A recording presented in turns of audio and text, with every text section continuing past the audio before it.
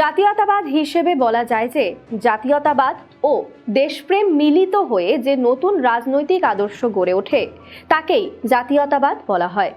এই বিষয়টি হেজ বিশ্লেষণ করেছেন এভাবে যে জনসমাজ এবং দেশপ্রেমের আধুনিক এবং আবেগমণ্ডিত সমন্বয় হল জাতীয়তাবাদ।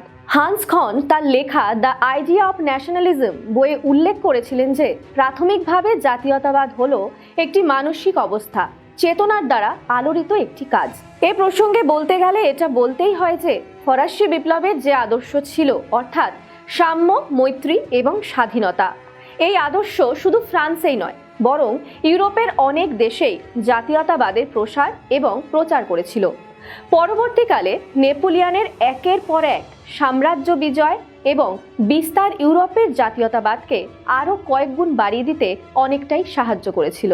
সম্পূর্ণ ভিডিও দেখতে ডাউনলোড করো আচার্য